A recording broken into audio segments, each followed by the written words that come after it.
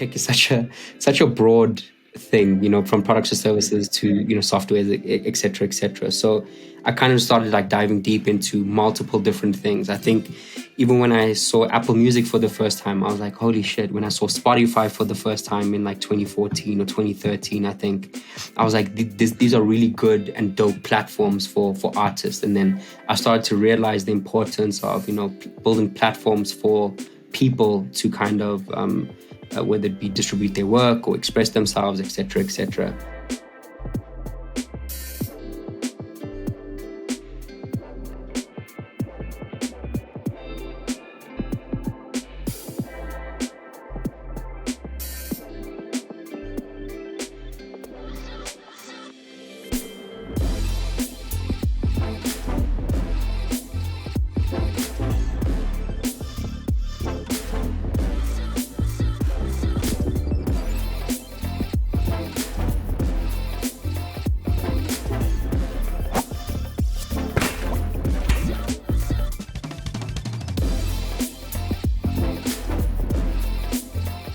Hello and welcome to another episode of the Edit Undo podcast. Today we have an MVP guest. Oh my word, I'm so excited for today. After a couple of years knowing each other, talking about podcasts, talking about creating content, living together for a good long while, the time has finally come to have the one, the only Chaz Dunn on the podcast. Chaz wears many hats, very much like myself. I think that's one of the things that really brought us together. But a few of the things that he does, he is an entrepreneur. He is a director in the film and television space, and he is an all-round OG in the realm of music. So I'm not going to go into any more of it than that. I'm going to let Chaz do that for us today because we've got a very, very interesting story to share. But first of all, Chaz, welcome to the show. Thank you so much for having me. Appreciate it. Thank you so much.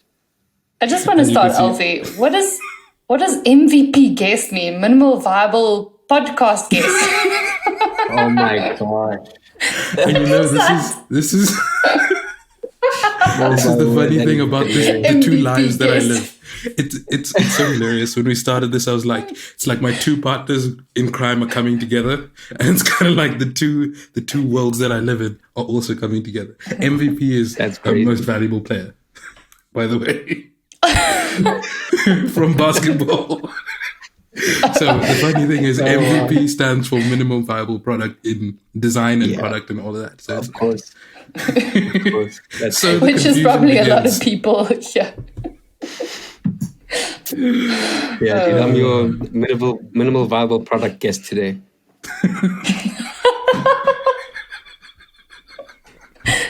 I'll go with that. That works. It's actually quite accurate, I guess. Now that we've gotten off to a very smooth start, let's maybe start with. Let's start with how you and I met. We're going to go all the way back to the origins, but maybe that's a cool place to start. I don't know if you remember. I do remember, bro. I do remember. I was working at... I wasn't working at King James at the time. One of our mutual friends, his name is Jabulani. He was working at King James at the time. And... I was always in and out of King James, just like as a visitor.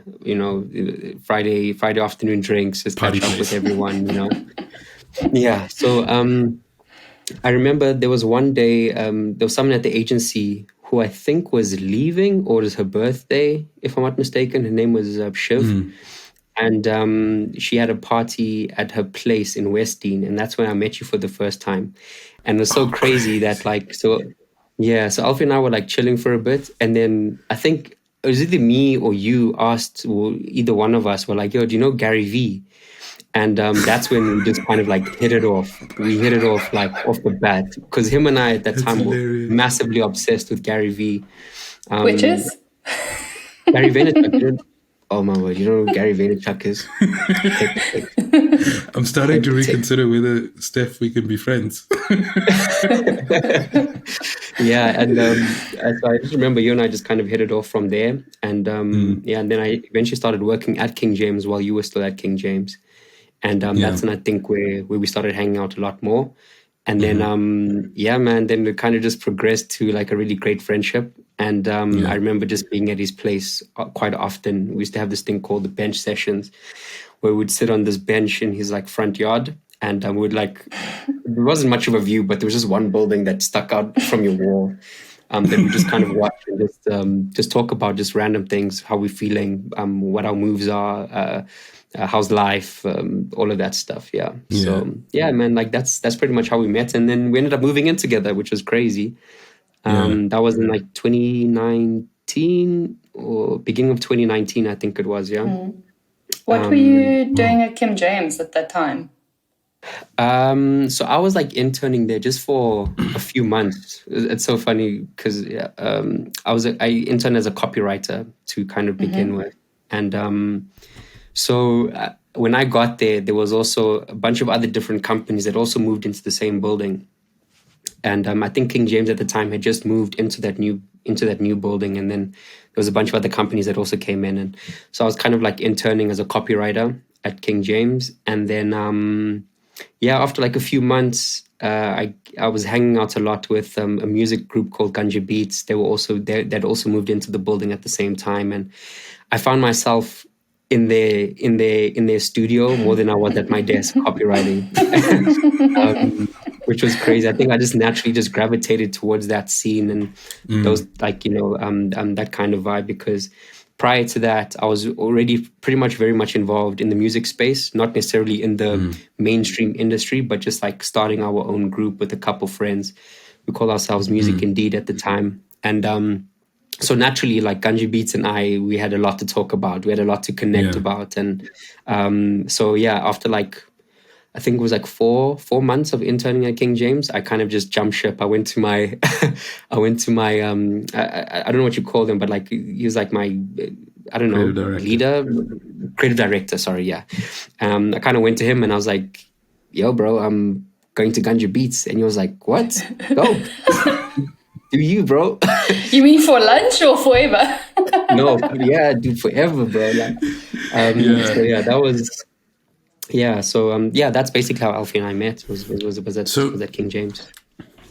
I think this is maybe a good place to diverge in the conversation because in some ways, when you meet a group like Ganja Beats, a group that does a lot of work and a lot of, in a sense, like nationally acclaimed work, you sort of need to bring something to the table. Not necessarily that the relationship is transactional, but in a sense, each person is around the table for a reason. And I think one of the things that you really brought to the table there was your understanding of content and your understanding of how to actually tell a story. And maybe that brings us to the beginning. Before you started King James, before you and I met, there was a whole story before that. And so can you tell us actually a little bit about that story? I want to leave the control in your hands. Like you can start as far back as you'd like, but yeah, tell us a little bit about that.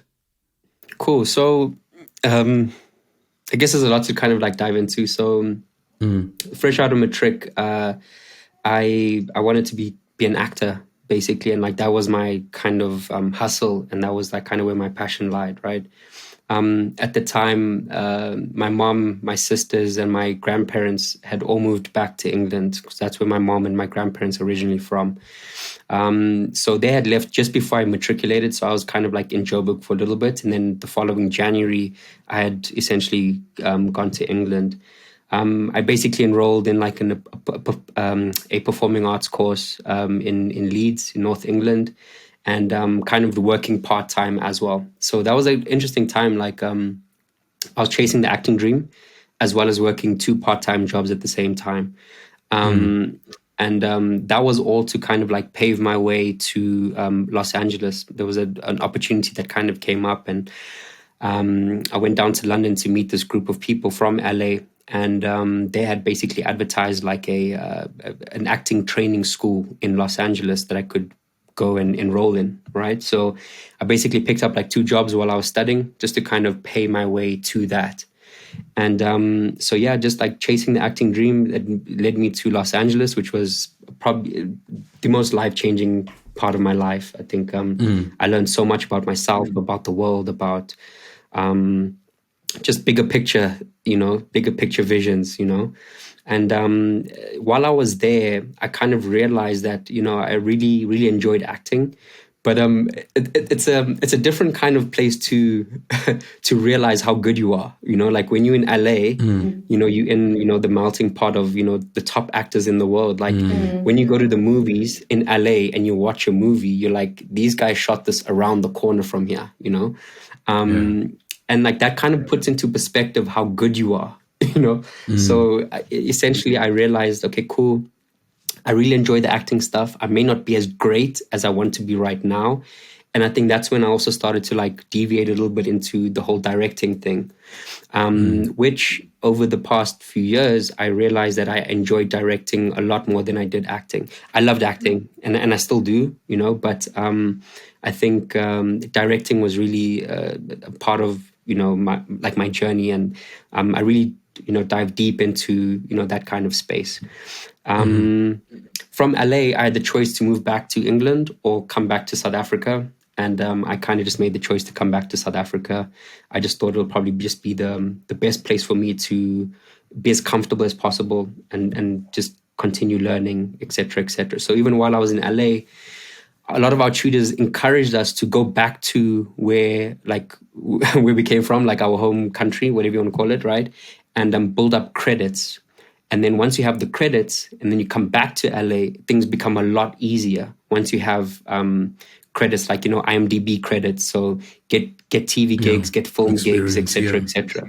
Experience, yeah. So obviously when you're in LA, those kind of gigs are much harder to come by. But when you go back home, they'll be a little bit easier. So I moved back to South Africa just because I thought it'll be a little bit easier for me just to kind of get that experience and get those credits that I needed.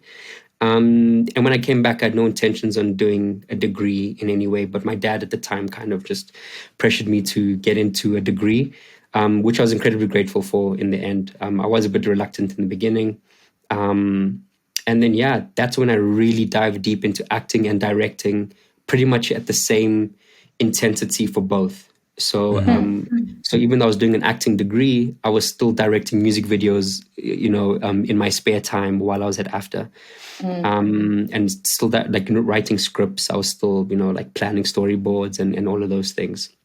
I'm curious, quickly before you continue, you've had now experience in the acting industry or the film industry in the UK, in the States, as well as in South Africa. What's your take on the key differences you felt about either the culture or the industry or the approach to get the entry into the industry in those countries? It's so interesting you bring that up. Firstly, like each one of those places, South Africa, England, and LA, is its own beast. And I think that's also what, like while I was in England, there's a certain way that they do things, and there's a certain type of humor. There's a certain type of, I don't know, like there's a certain type of, I don't know, like it's a certain vibe. Yeah, exactly. Then when you go to LA, so like within the England space, I was very comfortable. Obviously, my family is originally from there. I'd never been there before. I think when I was like 6 months or something, but then properly living there, experiencing that place, going to the States, was a big eye opener. I think the hustle in that city is unlike something I've ever felt before. When you're literally in a city where, I think the population of LA is about 10 million people. And 3 or 4 million of those people are trying to be actors, models, all of the directors, producers, writers, etc., etc. So and it's incredibly competitive, So if anything, LA really opened my mind to, so England, I was more like comfortable in learning and comfortable in failing. But when you go to LA, it's like you have to go there prepared as a professional actor, and like I said, it's its own beast. The only way I can describe LA is that like it has its own heartbeat, you know what I mean? It has its own rhythm, it has its own intensity, but LA really taught me the importance of grind. And like, if you really want something, like you really have to work for it, and you have to outwork 3 million other people to get to that, one spot, And that kind of changed my whole perspective on my work ethic, just in general, across entrepreneurship now, across directing, across acting, etc., etc. Sure. So, and then moving back here, I won't lie, it was super easy. Not that it was tough or anything, but like, just within like second year, I managed to get a role on TV, 2 roles on TV, which kind of came, I wouldn't say easily, but it was definitely a lot easier than what I would have had to do in LA or England, And at the time, there was the biggest TV show in the country at the time, and I just realized that I'm like, okay, cool. This is what I've been doing in England and LA, and this is what it's kind of led up to, So you're right, Stephanie, like each one of those places is its own beast, it's its own landscape, and you just kind of need to understand each one of those landscapes, and so you can kind of navigate through them. Yeah. Yeah. There's so many, I wouldn't call them myths, but rather stigmas around South African film industry being very immature in maybe the way we produce, the way we act, in all spectrums. And it's quite hard to judge from someone on the outside, also because guilty, I don't consume a lot of South African film or any film media from South Africa. And yes, surely guilty, but we also get fed a lot of other content. But from someone who's now also, been in the industry, is still in the industry in South Africa, what is, like right now, what would you say, seeing world-class standards from like the best and the hottest hub where the film industry comes from, LA, versus what's happening in South Africa in terms of the quality of production, technology used, actors, scriptwriters, the spectrum? So I wouldn't necessarily say that the South African market is immature. I would say that it's more developing, and and even from when I came back here in 2015 to now, they've leaps and bounds in growth. You know what I mean? And it's really great to see. I would say that the talent, and I think this is what it boils down to in LA and in England. The talent there are exposed to a lot better, equipment, and they exposed to like from a very young age, So they've had it's accessible. Exactly. They've had like access to top quality tools and things to use, within their craft, In the acting space as well, I think there's establishments in England that have been around since like 1920, 1930, 1940. And really world-class acting practitioners, have been teaching, youngsters from a very young age throughout their whole teenage lives and into their, professional careers, So I think for the most part, and I think in all aspects in South Africa, we are still playing catch up to a lot of things, whether it be in our tech, whether it be in our, I don't know, a lot of different things, So I think that it's growing and it's developing. And I think the trajectory that it's kind of come from when I was here in 2015 up until now, it's been absolutely incredible to see, how we, I would say, like in our own right, I believe that we are world class, and I feel like, we've put in the time, we've put in the effort, and as time has gone, I think we've become, depending on where you're at in your career, whatever, you have that access to top quality equipment or top quality tutors or top quality institutions to teach you certain things that can, mold you to be the, the creative that you are in the space. Yeah. So Maybe just also like a parallel point. I think one of the things that I've been quite interested in is the result of a lot of these streaming services on the industry. You know, when I think about a show like Blood and Water, it's like South Africa is definitely getting there. Like, oh yes, we're starting to really produce some World Cup content, and that tends to happen when there is someone willing to, in a sense, just invest, just put money into the environment. Because I think, you know, when I think about a lot of these other media regions, you know, outside of Hollywood, from, you know, Bollywood, Nollywood, and like the Spanish sort of sitcom sort of genres, all of those genres in some sense, they are really big in terms of their audience, but their actual simple visual quality may not be on the same level.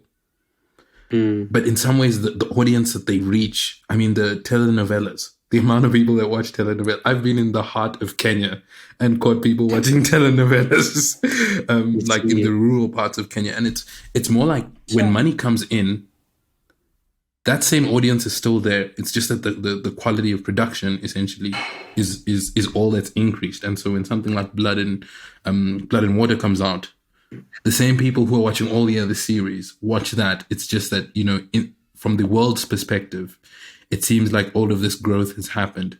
But in a sense, the market is already there. That's so true. And I like what you've said there, bro. And like, this has been quite a big observation, is that quality is subjective at the end of the day, right? Look how far Nollywood has come, you know, with their quality.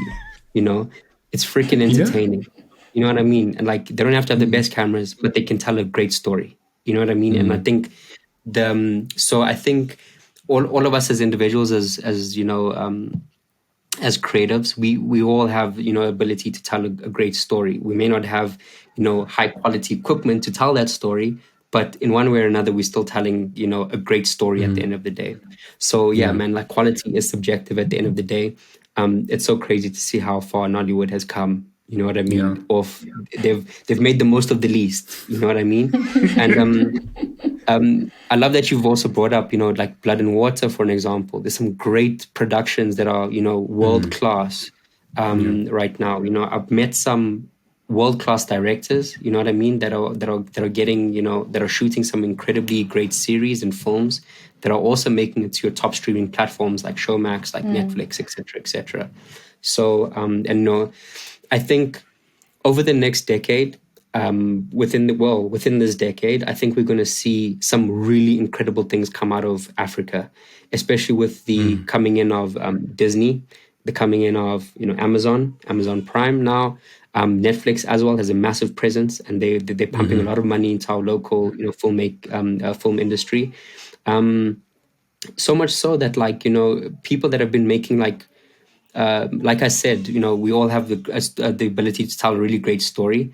But when, you know, if we're making short films for, you know, 10 years, you know, we may not have access to the best equipment, but we're getting that training, we're getting that experience, we're getting that, you know, edge, if you want to call it that. So that when someone like Netflix comes in and gives you, like, you know, a few million rand to like make something, now you're like, oh, hectic. You know, now you really have that foundation of being able to tell a story through a cinematic lens. Now all of a sudden, now you're just getting better cameras to tell that story. You know, so yeah, man, yeah, that's what I think about it. Amazing. All right, now, you know, as I kind of mentioned at the beginning of this, you like me are one of those multi-faceted creatives who can always find something new to distract themselves with. And one of the things that you spent a lot of your time doing, and which we started speaking about a little bit, is your interest and experience in the music space. Now, I mean, for the layman, when you say that you're in the music space but you don't actually create any music, they sort of tend to maybe scratch their head a little bit. Oh man, I wish I could be a rapper, bro. Like, I wish, man. Like, so even while I was living in England, I came across a lot of like musicians, and I would hang out with them a lot. And the one day, I don't know if I've ever played it for you, Alfie, but I've made one song before, like one rap song before. And yeah, man, like I had to delete it because I think it was a bit too embarrassing. But like when I listen back to it, it's a bit too cringe. But I've always had that thing of like, even growing up, I used to, like rap and sing in the mirror, like I rap certain songs and act like I'm performing in front of a lot of people. So the music space is definitely a place that I feel is like home. Like I'm not in the mainstream space. You know what I mean? I think Gunja Beats was kind of like my gateway into that mainstream space, but I've never stuck in that mainstream space. I like connecting with independent underground artists and kind of working with them and seeing how I can help them in any kind of way, whether it be, whether it be managing them a little bit or giving them a different perspective. So one thing I really like to highlight is me studying acting for so long, there were so many parallels that I felt were between actors and musicians. So like if I'm reading a script or like memorizing a script or performing a script, sorry, there's certain tones, there's certain emotions, there's certain feelings that I need to kind of get across in my words and the way I say things and my physicality and my voice, and I saw so many like parallels with musicians. So when I was in studio with someone like Stan, for an example, I would tell him to I would give him like acting advice to give the best take in his verses. You know what I mean? Like picture who you're speaking to, and like once you start doing that, like you can really start to get the emotion out instead of just you reading your lyrics. Picture that person that you're speaking to, whether it be, I don't know, it could be anyone, it could be a friend, it could be a girlfriend, it could be a mother, it could be anyone, and then tell it to them, like speak to them. Don't just rap it dry, So just to answer your question, I'll feel like very much in the music space, but in a much more different role. I think I like mentoring artists. I enjoy working with them from a business perspective, making them realize the business of music and how they can capitalize on that. Or if I see something really interesting in them, I'm really good at like pointing out like, that's your thing. That's your thing that is going to make you like Drake, or that's that thing that's going to make you, you know what I mean? So it is more so like a mentorship.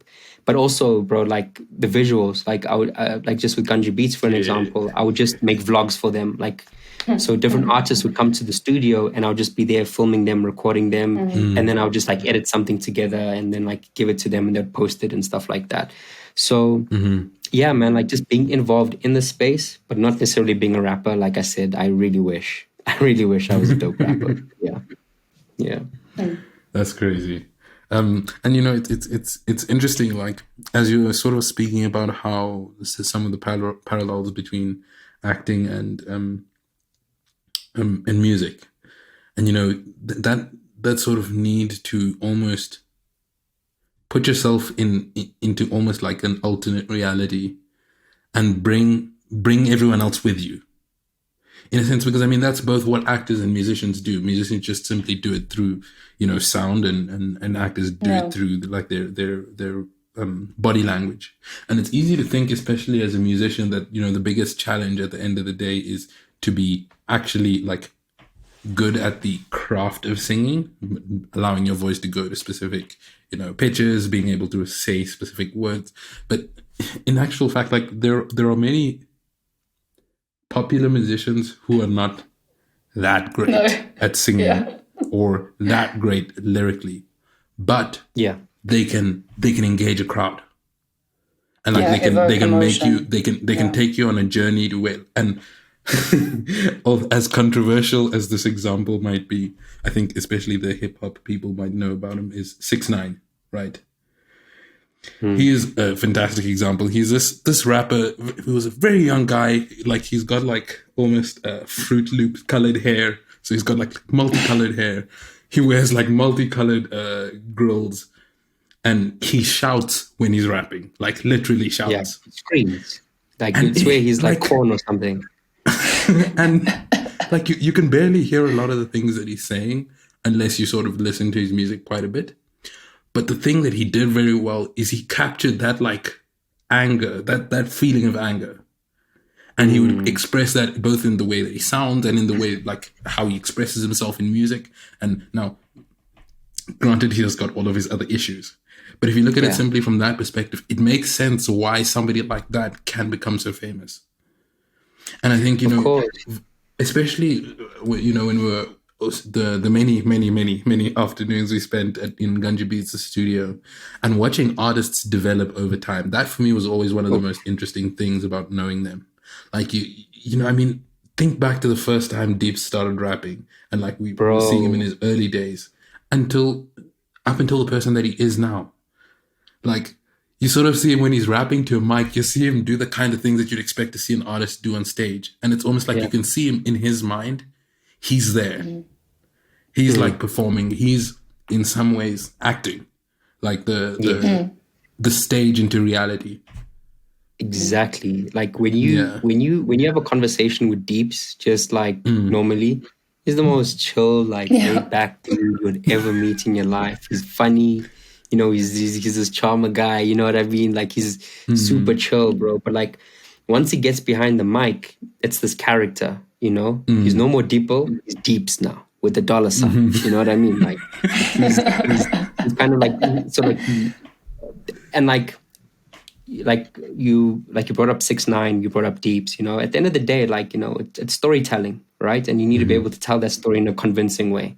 Like, if Deeps was himself, behind the mic, it wouldn't have that punch that he packs when he delivers a really great verse. He needs to put on he needs to, I don't know, like an ego, like a bit of a a bit of a chip on your shoulder in order to get that across. And so like the person that he is in real life behind versus behind the mic, two different people, and like that's where that parallel comes in with the whole acting thing. Because it really is about, I wouldn't say all the time, but it is about playing that character, because at the end of the day, you want to tell a story. And I think 6ix9ine also did that. Like you said, he captured that anger and he related to so many different people, but it was all just through his storytelling in his own way. I could never hear what he was saying, but I'm sure a couple angry kids out there understood everything. You know what I mean? Yeah. So, Chaz, you mentioned, now you're in the music space, but Alpha was also saying no one really quite knows what that means when you say in music space, but you're not creating music. And you've mentioned you're quite interested and pursuing a role that's very interested in the business side of music and mentoring artists and all of that. What does that look like on a day-to-day? Because I have no idea what the business of music actually looks like, apart from the production side. So like, just to kind of like clear things, like, I'm not being in the music space is something that I just enjoy. It's like a passion of mine. It's not something that I make money from in any kind of way. So it's not a serious career of mine. It's just something that I just really enjoy. I like being in the space. I like shooting content, and I like working with artists, So like, I can definitely give you some insight on like what that looks like on a day-to-day basis in terms of like managing an artist, but it's not necessarily something that I do, right? So in the beginning, in 2015, 2016, when I was in university trying everything, I used to call myself a music manager, but I wasn't necessarily like that, like, I wasn't that serious about it in a sense, right? So I always have this thing like, artists need to find great managers, right? So as much as the artist is pushing for world-class status in their music, they need to find a manager who's also wanting to be a world-class manager. And that's what really makes the best combat like duos within the space. So, what I would do, especially within the music Indeed space, I would just do the business strategy, maybe the personal brand strategy of the artist as well.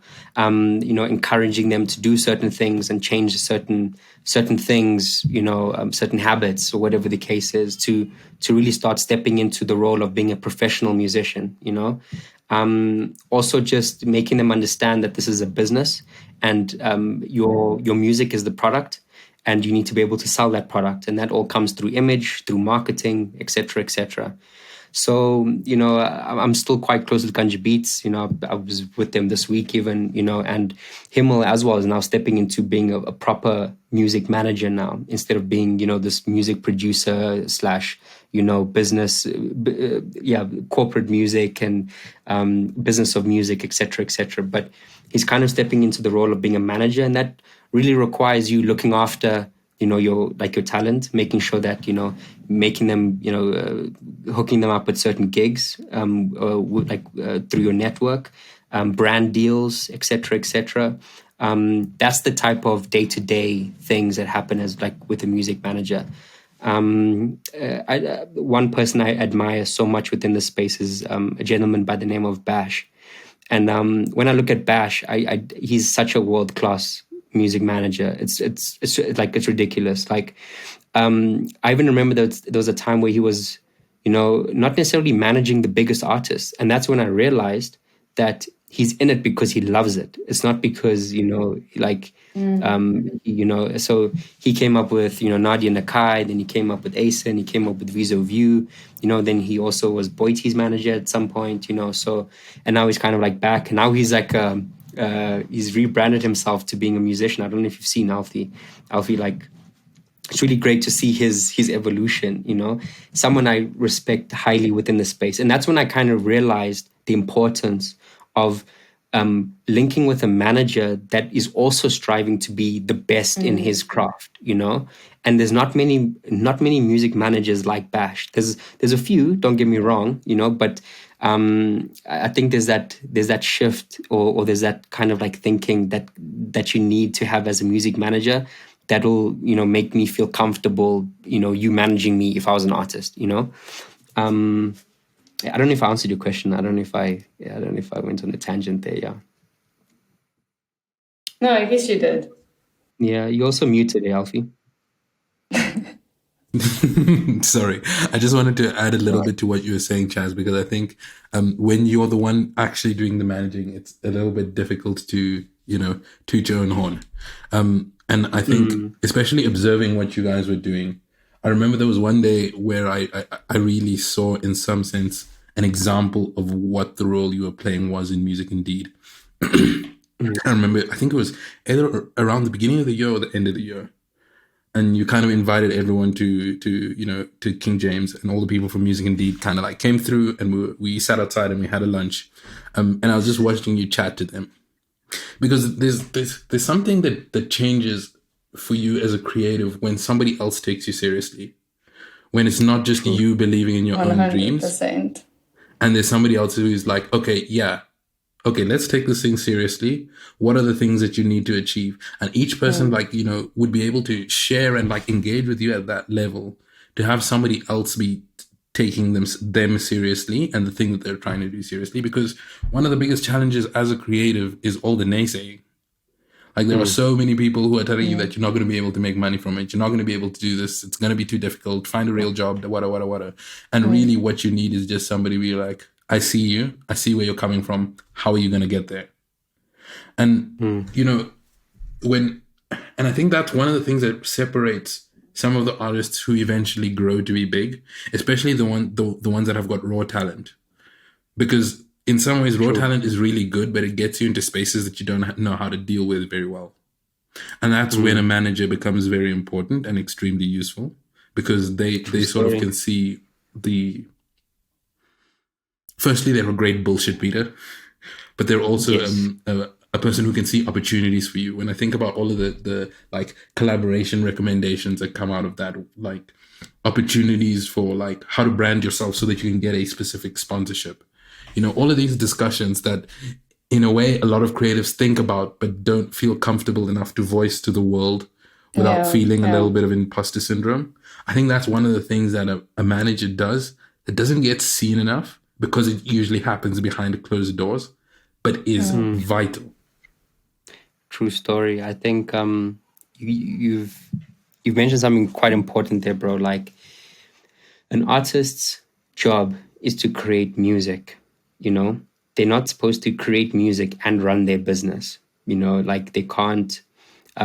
They can. Don't get me wrong, but I think that that's why manager is such a key player. he'll handle all the business. He or she will handle all the business, and then the artist will just make the product. You know what I mean? I think there's a certain level of creativity that comes from an individual who's incredibly talented, that feels comfortable in their environment with themselves. You know what I mean? And I wouldn't say being in their comfort zone, but like in a space where they feel comfortable to create, right? Comfortable to explore, and like what I've realized is a lot of artists, they don't like the marketing stuff, like they don't like the business things. They just want to create music, and then those artists have to now force themselves to learn marketing, to learn business, to go to these networking events, etc., because which I feel like a good knowledge of those things are very important for artists. But in terms of them waking up every day, they just want to make music, and if everything else could be taken care of, that'll be very beneficial towards the end product and the quality of that end product, that's just my 2 cents about that. Yeah, it's so That's interesting. Amazing. It makes me think about there's such a parallel to what you guys are both mentioning in the music space, as well as actually almost any creative pursuit. And it's so strange that it hasn't developed to a point where other creative disciplines also have this form of a manager. And I wonder if it's because I'm going to use illustration as an example for illustrators out there.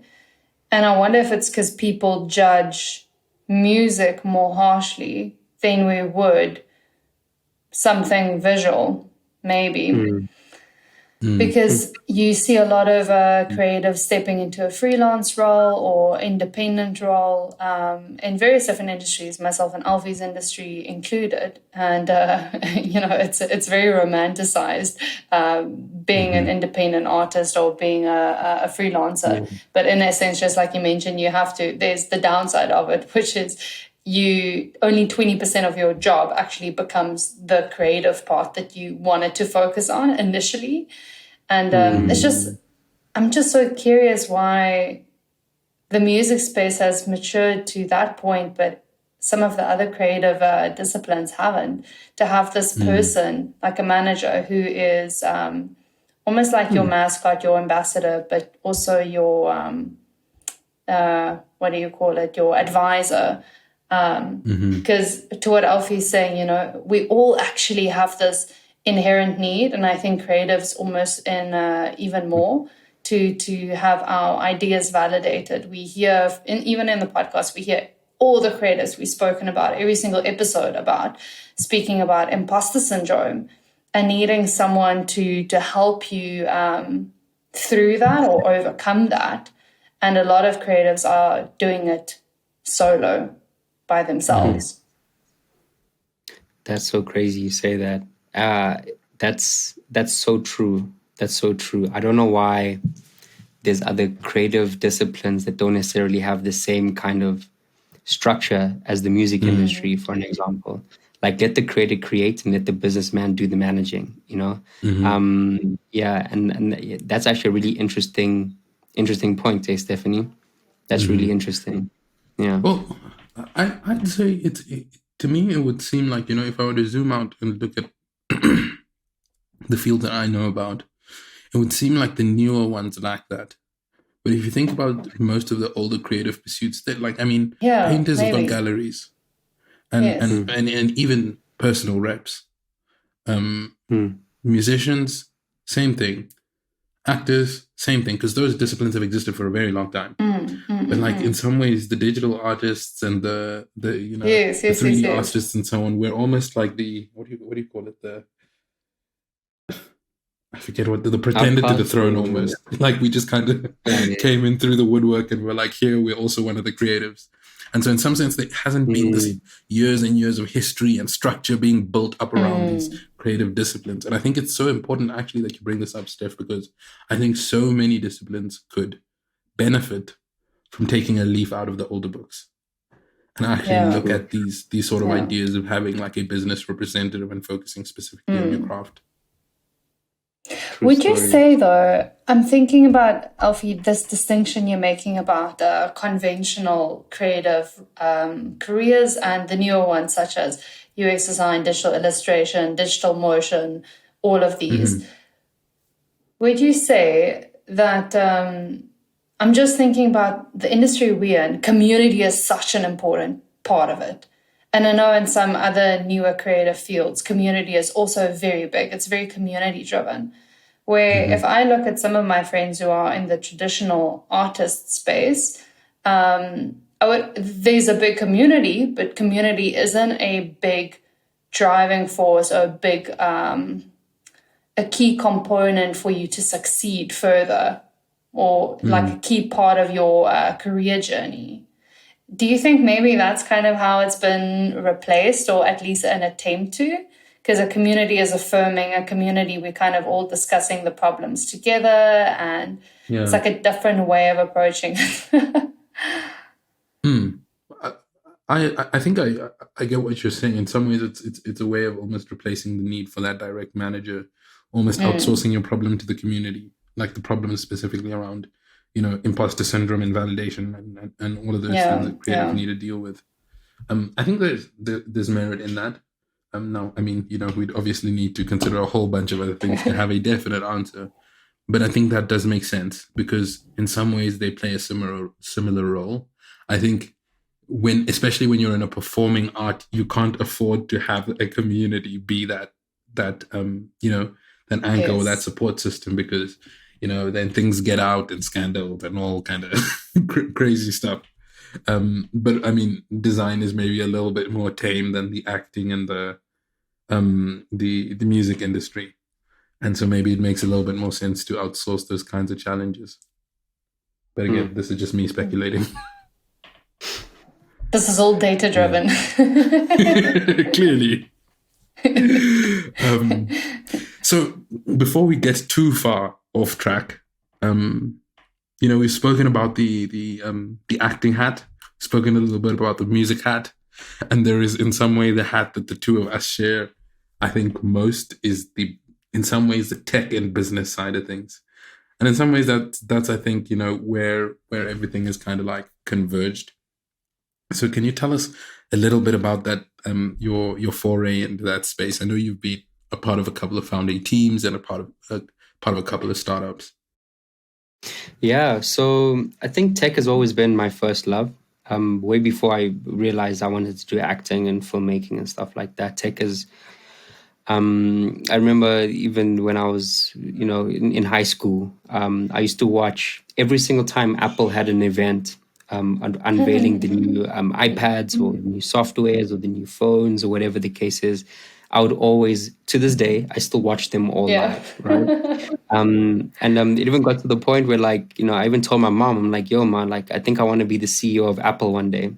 I don't think that's going to happen, but I think it's important to dream. So that's just kind of give you tech was 100% my first love. I was just so in gadgets, just how things worked. These just brands. I had every single PlayStation. I had different flat screen TVs. I've had PSPs. I've had I had the very first iPhone. At the very first iPod Touch. Whenever these things drop, I'm always the first to kind of get them. And then it kind of got a bit deeper. I think before it was more so about products. And then it kind of progressed into understanding tech and just how, softwares work, how, things are kind of,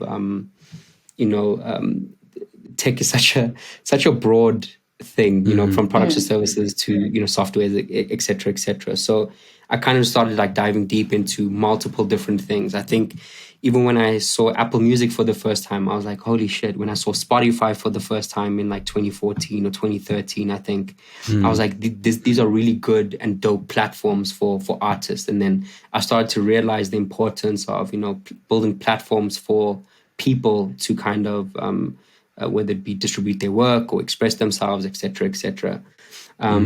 So yeah, and that kind of just led me to, I think I only really started getting involved in starting businesses once I moved back to South Africa. So even my time at university, and this is more or less also where Alfie and I kind of started. So there was this company we started called The Collective, and I think that's kind of where everything kind of started for me in terms of ideating a business, you know what I mean, from the ground up in the tech space. So The Collective, we kind of just wanted to build that. We saw, just within being in university, we saw a gap for a platform for independent artists, independent filmmakers, independent content creators, independent, graphic, whatever it is, right? So we just kind of wanted to build a platform for, artists across the continent, you know what I mean? And just the people that I was aligned with at the time, people like Wenzi, people like yourself, Alfie, people like, even Nkaniso and William and Mandla and all of them, just kind of aligning with them, also just showed me, they they opened up my mind to so many different things. Like I was in second year where we had a pitch with, what's that company called? CSIR. CSIR. And so like I was in second year, and my business partner at the time, Wenzi, he was like in negotiations with CSIR for us to pitch our company to them, and that's when I first started to realize, oh, hectic, this is a big thing. And then so many things have kind of happened since then. The Collective, there was Music Indeed, obviously. There was e-Mfundi, which was also, I think you have specific questions about e-Mfundi at that time. And now I've got Maduna, and Maduna is more within the Web3 space, NFT more specifically, right? So I've always been a big advocate of tech. I've always loved it, inside and out, And it's kind of just led me to, I've got a graveyard, by the way, of startup companies behind me. I think that's just how curious and, curious I am sometimes, But yeah. And, when you're experiencing them, it's easy to kind of like forget about the things that you achieve on the path through that graveyard. But there've been some things that have been achieved along the way that are just mind-blowing. I mean, if we take Duke for an example, for quite a while we were working with Duke Corporate Education and the Million Young Minds campaign. That was crazy. Yes. I mean, that year was the year Sophia. I don't know if you know that AI robot thing, Steph. There's like an AI called Sophia. Yeah. Yes, Sophia came to South Africa, and like we, in a sense, built that event with Duke. Yes, literally. I think I know one of the guys that brought the Sophia into South Africa. Really? Oh, really? Yeah, interesting. Continue. That's great. So like e-Mfundi was the first. No, I wouldn't say the first, but like it was definitely the most prominent out of all of the startups I've been part of before, right? So we were kind of, at the time during 2018, 2019, there was this massive buzzword, 4IR was like just buzzing everywhere, right? So everyone was just talking about this fourth industrial revolution and how tech is basically going to take over our lives and all of these things, right? So we kind of just built a company that kind of rode that wave, right? And to the point, like you said, Alfie, like we partnered with Duke Corporate Education as like who are probably one of our biggest, clients clients, and we were doing so many different things for them, right? So we were also building drone immersions, right? So we basically built like a whole masterclass, if you want to call it, or like education program on how to build drones and how building these Lego drones relates to building a business, right? So then there was also obviously Sophia, the AI robot, that also came down, and we were also like, planning a lot of the activation stuff for the event, right? So I don't know if you remember, we were also in talks with Jump Bloom at the time, which is a really incredible VR company. They also came through, they did an exhibition. We also organized a bunch of different robots to come through, and like, I don't know if you remember that one activation, Alfie, the one that like if you wanted a cap, this robot arm would go and get you this cap, and then it would pick it up and then give it to you. What? So I yeah, don't man, like remember that. Imfundi was incredible. I think that was probably one of the most like how do I say, like probably one of the best years in my entrepreneurship journey. I learned so much from the team. At the time, I didn't have the confidence that my business partners had. Because I was coming from an acting, directing background, and now all of a sudden, now we're sitting in corporate meetings with, top business people from around the world, and in conference calls with people from New York and London, Canada, all these different places, right? So that was such a big learning experience for me, and I think I owe a lot of what I'm doing now in the NFT Web3 space to that year. I think I learned so much from that experience that it's kind of like translating to my how do I say, like my my aggressive approach to business is very much like from that time, because of my business partners, right? My business partners at the time, they were sharks, and they knew how to move in this entrepreneurship space. Like they had 7 years under their belt at the time of entrepreneurship, where I had 7 years of acting and directing, So I learned so much from them, and I owe a lot of my like, I don't know, my ambition, my work ethic, and a lot to them. You know what I mean? Yeah. Yeah, Yeah. it was a very, like, I have to admit that it was very much the same for me. I think it was the first time I'd ever experienced what it was like to be around a room of entrepreneurs. Like, it's a different kind of air. Like, it's hard. It's very hard to explain, especially if you haven't experienced it. Like, there's almost like an irrational optimism that kind of just hovers around the room all the time, regardless of what you're talking about. And the thing that was always big so surprising thinkers, is like, big thing. And the thing is, it's not only thinking. I think that was the thing that really shocked me about that team and really impressed me. It's like, yeah, I've met a lot of people who talk a big game, but I haven't met very many who execute that same big game. And that for me was really Speaking of that, Alfie, so part of the biggest part of the whole bringing down Sophia, the AI robot, we were basically tasked with the mammoth of a task of live streaming the ceremony or this conference to 1 million people across South Africa. I don't know if you remember that, Alfie. Yeah. So we had to basically like find a way that, and not only live stream it, right, but we also needed to create watch parties, right? So we went into Soweto, we went into like a couple other places, but we had like different watch parties with different primary schools and high schools in like, underprivileged areas, and they around Joburg, around Durban as well, that we basically then partnered with MTN at the time to give dongles so we can give to all of these schools and load them with data so that we could essentially then live stream this event to them. So yeah, man, and what's so crazy is that they wanted us to reach 1 million people. And I think, we were just like, dude, I don't know how the hell we're going to do that in 2 weeks. And because now we need to get the awareness up, we need to do all of these different things, right? But it was a massive success at the end of the day. I think we reached over like 1.5 million people, if I'm not mistaken. Yeah, man. And that was just all due to like, like you said, Alfie, like there's a certain air when you're around different like a group of entrepreneurs, right? The ambition sometimes is super scary. Yeah. It's like you've got a disrespect towards reality.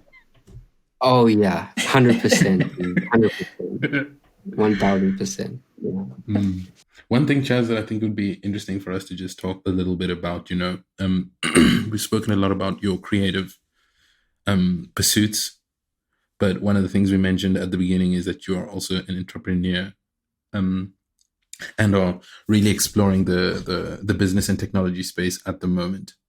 And in our previous chats, we've many times talked about the impact that Wenzi has had on the both of us. So I don't know if you want to tell us a little bit about the story behind that and what that eventually evolved into in terms of your entrepreneurial journey. Yeah, so when I was at AFTA, Wenzi and I were pretty much in the same class, and that's kind of like how him and I connected. And I remember we were sitting in a lecture once, and him and I were sitting side by side, and they were talking about like streaming platforms in one of our classes, and yeah, like he kind of just looked at me and he was like, "Yo, bro, I want to build one of these," and I was like, "Yo, me too." And at that time, I remember I had like maybe 3-4 months of like just imagining what the streaming platform would look like and et cetera, et cetera. So when he just kind of said to me, "Yo, I want to build this," I was like, "Yo, bro, like I'm already there," you know?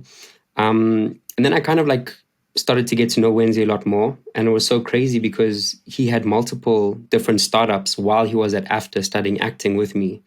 And then I remember just looking at him, I'm like, "Yo, bro, like what are you doing here? Like you're not an actor, like you're an entrepreneur, like more than anything else." He was an incredible actor, you know. But I was just very confused as like why he's doing this and not that, you know. So off the bat, you know, he really impressed me in that way, you know. And so him and I just kind of had multiple different meetings. And just like sit downs, chats, and take him through all of my ideas. He took me through his ideas, and we kind of just thought, you know, this is what we need to do. And that's kind of like how the collective was started. It's so crazy how that kind of divine timing was just so perfect, you know, it was super perfect. And so like we just ended up building the collective for a few months, and he had such a very big, profound impact on my life as an individual, as well as an entrepreneur. So he's the one who kind of really gave me confidence to be an entrepreneur. You know, in the tech space is something that I was always kind of pursuing in my own time, but nothing that I would ever take serious to actually go out and start pitching my startup to different investors or to different people, et cetera, et cetera. But he was the guy who kind of just pushed me over that edge to be like, "Yo, bro, you can do this," you know? And like I remember you getting involved a few months down the line from a UI UX perspective, right? And we would spend, and I'm sure you remember, Alfie, like we would spend nights on end after our lectures. We'd go back to his place and we would just strategize and just build this app, you know. And then he also kind of introduced me to Nkaniso, to William, to Mandla, to Tarek, to, you know, all of these other guys that also had a major impact, you know, on my life. And that's how e-Mfundi was started. And that's kind of like how Wenzi, fun fact, Wenzi was the person who actually initiated the relationship with Duke Corporate Education, which was crazy. And that's a story on its own. I wasn't there when that introduction happened, but he was the one who was like very curious as to who, you know, this lady behind him was, and he kind of just asked, and then she was like a very big, you know, she had a very big role at Duke Corporate Education at the time. Now I think she's the CEO or something now, which is crazy. So he kind of was, he was always that curious individual, you know, who always just like, you know, like extremely curious, extremely knowledgeable, a very, you know, visionary, intelligent. He's a visionary, you know. We kind of just had, you know, then e-Mfundi, and then once we started e-Mfundi, the collective kind of just took a little bit of a step back because, you know, Duke Corporate Education was quite a demanding, you know, client, if you want to call it that, right? And I remember, just the impact that he had on my life was just astronomical in many ways. He was, you know, best friend to me. He was someone that I trusted, and him and I had a great deal of respect and trust for each other in this entrepreneurship space. And there would be times, you know, as well, where we'd go to his place and we have work planned, but we would just end up speaking about life and just like figuring ourselves out, you know, at the time. And then, just to like wrap up the story about Wenzi, you know, there was, I had like a really, really great opportunity at the time. I remember I just graduated from AFTA, and an opportunity for me to direct probably one of the, like my first big breakthrough as a director in the industry. I was directing a Kit Kat campaign, digital campaign for Nestle and stuff like that. And I just remember how chuffed he was for me, you know what I mean? And yeah, so like that week that I was in pre-production, they were going back and forth with Duke corporate education.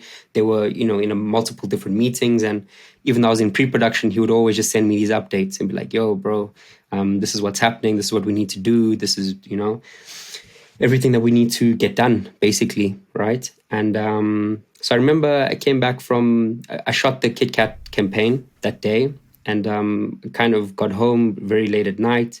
And I remember he just kind of gave me the last couple updates and stuff like that. And I thought, okay, cool, perfect. They'll link up with them, the next day. And so, yeah, I went to bed that night, and I kind of just got a call at 4 a.m. in the morning, letting me know that Wenzi was had been murdered, in a sense, right? So that kind of just shook my world completely. I even remember... you were the first person I actually called, Alfie. I think my dad was the first person I called, and then I called you. And yeah, bro, I was so numb, incredibly numb. I didn't know what the hell to do with myself. But that day, it's almost as if, the floor underneath me had been like rugged out from underneath me, Because, yeah, besides being the greatest business partner that I could have ever had, he was, like I said, like a really good friend, like one of my best friends, So that kind of like derailed a lot of my entrepreneurship at the time. The collective has now just been put on ice since. e-Mfundi, like I remember at like the year that I was there and the year that we had, founded the startup, I was one of the first people to leave e-Mfundi because there was just so much of that environment that was just reminding me of him, and I felt like I wasn't like dealing with his loss and stuff like that. So there were times I was just mentally just super checked out of e-Mfundi, even the time at the peak of our working relationship with Duke corporate education, But yeah, that was a massive life-changing moment for me and my entrepreneurial journey and just me as an individual, So. But yeah, it was super hectic, and it took me like a few months to really just gather myself again and kind of just be like, okay, cool, he's not coming back, and I just needed this, deal with it, and I know that he would have also wanted me to kind of just continue and pursue. So that's cool. So a lot of what I'm doing today is very much in honor of him. Yeah. Just on that note, one of the things that I think that really made me realize is in some ways it doesn't matter how smart you are, how great your ideas are, like how amazing in any kind of way that you are, like the time that you have is limited, and you can't spend it on things that you don't believe in, things that you're not passionate about, because there may come a day when you eventually decide to chase your passion, and that might be the last few that you have left.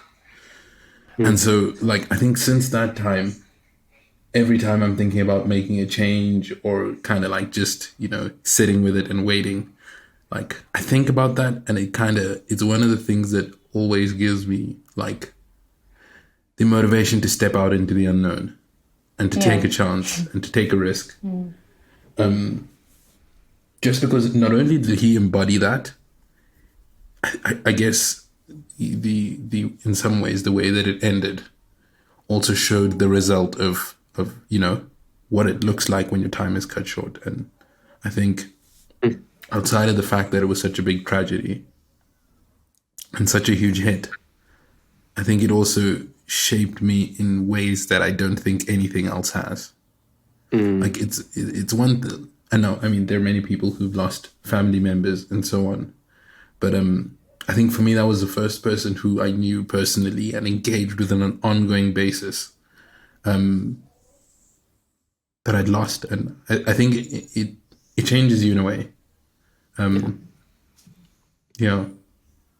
It does, man. It's funny you say that. I think after a few months of just like, I don't know, getting over myself, if you want to call it that, I realized one big thing, and just based off what you just said right now, is that like I made a promise to myself that like everything that I ever set out to do, I'm going to do it, you know, because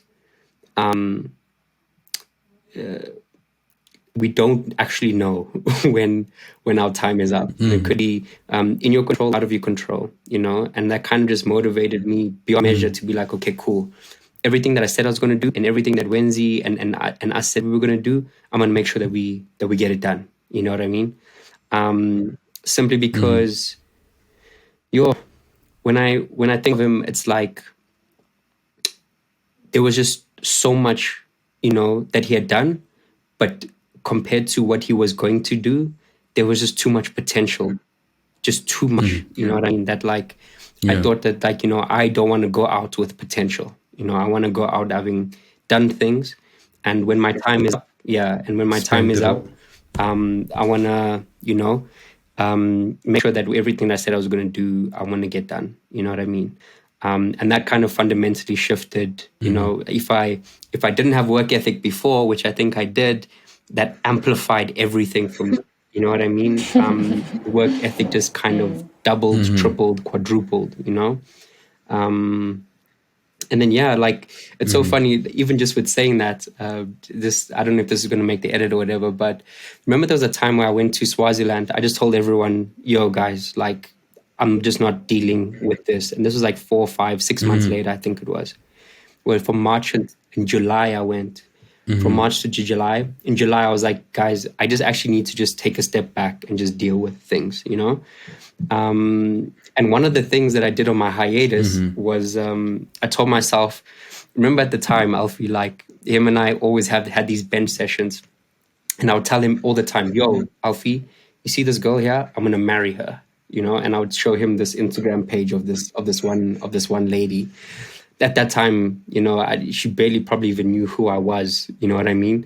And in that hiatus, I was thinking to myself, like, you know, I want stability. I want to, you know, find someone. I want to do this. So I finally just had the courage to, you know, obviously that time was for me to deal with Wenzi.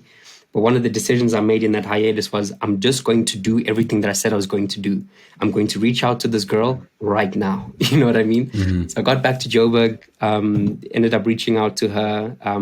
We ended up dating a couple months later. And a few months ago, we actually got married, which is crazy.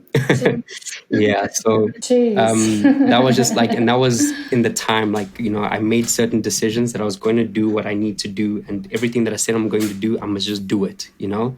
And that was, you know, all because of Wenzi, you know what I mean? Yeah. Crazy. Super crazy. Yeah. It's amazing. It really is beautiful. And so, you know, I guess fast forward a couple of years, you know, here we are today. And I think, you know, I mean, even the two of us no longer live in the same apartment anymore. Sort of still connected, but kind of gone our separate ways. So can you tell us a little bit about what you're doing at the moment and what that looks like? So the beginning of 2021, obviously after the really hard knock of the pandemic, there was just like a calling or some sort of, something was just telling me that I just need to kind of start something. Right. This is after now I've left e-Mfundi. I've left everything. I'm now clean slate. Obviously, the pandemic kind of flattened everything for us. Right. I kind of just thought, okay, cool, clean slate. Everything that I've been through over the past decade. How do I build something that I enjoy? That's for myself. That you know, would essentially have a long-lasting impact. You know, so. That's when I kind of stumbled across, and I remember at the time, even during the pandemic, Alfie, like I was going down the rabbit hole fully of cryptocurrencies and stuff like that. So, sorry, just to go back, Alfie. So I was looking at a document the other day of the collective's business proposal, and Wenzi had like put our names on this document, and he said it's 17th of June 2017 or something like that. I think that that was the date on the document. When I scrolled all the way down to the all the way down on the document, I see him and I were basically exploring the idea of using cryptocurrency as payment. And then also some at that time we were thinking like, are there any types of like tokens or something that we could kind of use that, these guys could essentially come through and submit or cash in at the end of every month. These artists could kind of like collect these tokens and then submit them to us at the end of the month, and we can kind of give them a percentage of the monthly subscriptions and stuff like that. And I think that was very early. And then what was so crazy is that a couple of years later, when you were going deep in the UI UX, then you came up with the badges and stuff like that, which is crazy. So in a sense, right, the thing that I'm doing now is very much within that space. So just to get back on track, in 2021, early 2021, I kind of stumbled across NFTs for the first time. And that's when I really went down the Web3 rabbit hole. And I realized that, NFTs are tied to cryptocurrency. It's all linked through this common technology, the blockchain. I was like, hectic, And from there, I just kind of went relentlessly, all in on this Web3 kind of space. And I spent a good 4 or 5 months just kind of conceptualizing this Web3 ecosystem, if you want to call it that, right? And at the time, I called it Zion, like the Zion blockchain or Zion wallet or Zion marketplace and stuff like that. And fast forward to today, I basically it's more established than what it was back then. But right now, building this blockchain ecosystem that is made up of different products and services that kind of just is built for artists, for brands, for musicians, for nonprofit organizations, for events as well. Just kind of reimagining what an NFT marketplace or NFT platform would look like for those disciplines or those different industries, if you know what I mean. And then so that's basically Maduna Labs in a nutshell.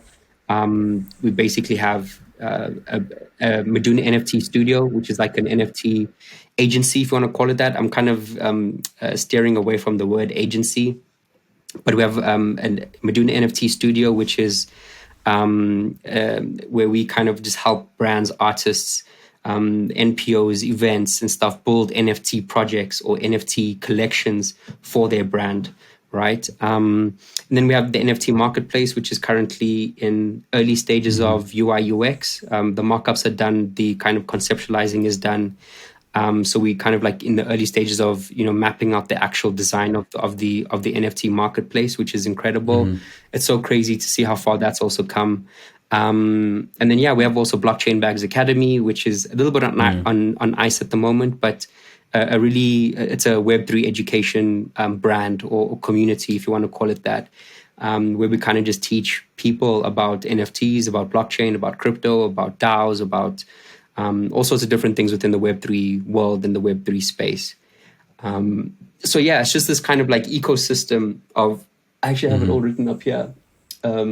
And then, we also want to kind of go into building our own blockchain in the next, 2 to 3 years. It'll be really cool to kind of explore that. And then we build our own products on top of our own blockchain. And in my opinion, I think every business and every brand are going to have some sort of blockchain, private blockchain within their business. And I think that every brand are probably going to have, their own NFT marketplace at some point, you know what I mean? Or integrate an NFT marketplace or NFT capabilities into their already existing, e-com sites or just brand sites, et cetera, et cetera. So, so I just thought with that realization, I was like, dude, I might as well just build my own one for my own agency, right?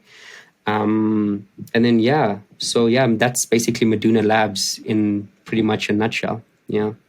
That's amazing. I think one of the things that's just interesting about that, especially because Web3 and NFTs are such a buzzword, it's easy to think that it's just kind of like just another person jumping on the bandwagon. But I think, especially having spoken to you, in some ways, a lot of the things that are happening now are things that we spoke about before the technology had words for them. This idea of tokens, this idea of having like a network of different levels of artists sort of collaborating and building up their own brands and all of these ideas that in some sense Web3 has encapsulated, things we've been talking about for a very long time. And so I'm very, very keen to see where No, this, 100%. the story Also, fun unfolds. fact. I named it Maduna because that was Wenzi's alias. So I never knew him as Maduna, but on his Instagram handle, it was Maduna Mgeyane. So I just thought, Maduna is actually pretty cool. Maduna is a cool name. So I just kind of named this whole Web3 ecosystem after him. Yeah. Yeah. Cool. All right. Well, I think we are sort of heading to the closing part. Alfie, do you still have a question that you want to ask? I was going to just ask the closing question from our previous Go guest. for it. But do you want to maybe take man. I'm hella nervous for this. No, go for it. Okay. So, oh no, it's super chilled. So one of the segments that we have at the end of the show is just to share a question from a previous guest and kind of get your thoughts on it. There are no right or wrong answers. It's really just about your perspective. And so our last guest, Andrea Zambardi, who is a designer. He founded a design agency, and he specializes in print and magazines. And so his question was, what do you think about of the technocrats, the Bezoses, the Zuckerbergs, the Musks, and the amount of power and influence that they have? Phew. That is a loaded question. Loaded question. Wow. So it's so crazy, Wenzi. Just to talk about Wenzi again. Like Wenzi is the one who'd kind of like made me realize the kind of power that those individuals actually have. You know what I mean? Before you kind of just look at them like, oh, this is like a celebrity business person, but then you start to actually like, once you get into it and once you start actually building your own platforms in your own business, that those essentially become like your idols in a sense, right? Because you want to kind of replicate their success and you kind of want to, all of their, content with their lessons learned. You want to learn their lessons and you want to kind of apply it to your own business and stuff. But what do I think of them? I think they are incredibly powerful in many different ways.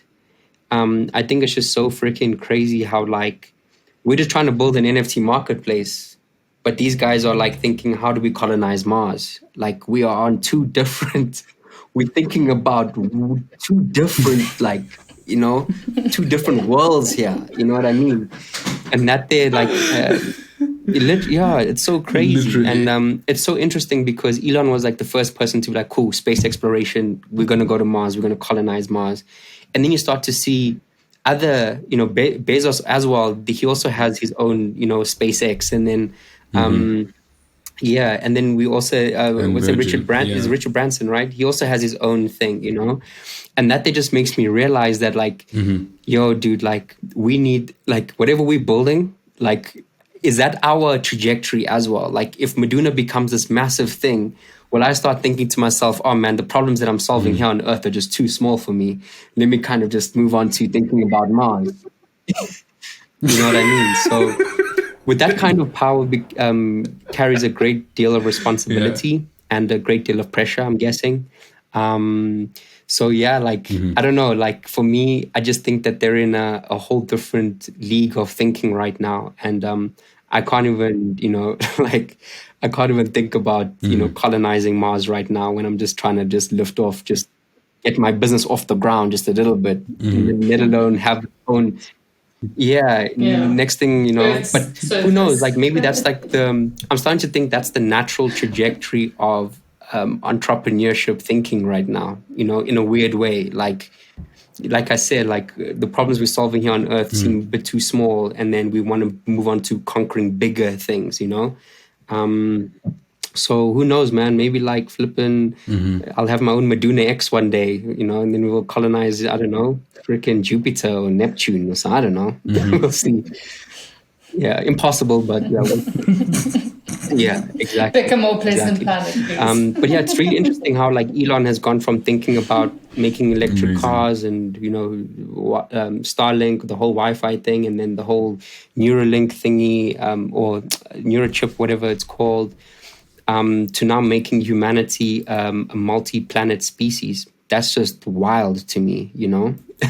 It's just crazy, bro. It's super crazy. It's crazy. It definitely makes me feel small as an entrepreneur, you know? It makes me feel like... But it's good to also see how they're doing things and kind of apply their thinking and their things into what we're doing, you know? Yeah, I don't know if I answered that question. It's a very loaded question, but yeah, it's super crazy. Yeah. Yeah, no, that's perfect. It is a loaded question, and I think you did good. But maybe before we call it a day, Chaz, if people are interested in hearing more about what you're doing, they're interested in connecting with you. You can catch me. Where will they find you? You know, on Instagram, chazdunn.io. You can follow me there. Just DM me, and if you do want to chat, my WhatsApp line, my local WhatsApp number is open to absolutely everyone who wants to chat or learn about Web3 or NFTs. So, also, if you are interested, I do have a Telegram community as well. So you can also hit me up and just ask for the link to that. I think for the most part, we were very active with our community in the first half of this year. But now that I'm kind of in the space of building this NFT marketplace, I've kind of put that a little bit on ice. But big plans for 2023 for Blockchain Bags Academy. So, and we have a free channel. It's completely free. So if you do want to be part of that, yeah, just hit me up on the DMs. And yeah, and then also if you want my private WhatsApp number, I'll also give that to you, and we can kind of chat further about anything that you want to know about this space. Yeah.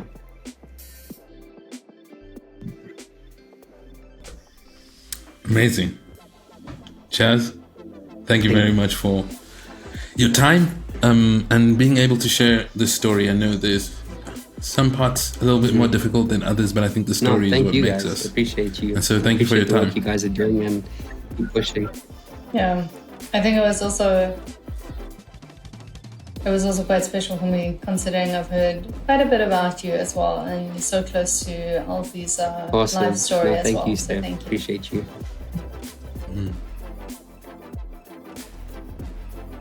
And to everybody listening, thank you for your time and have a good day further. See you guys soon.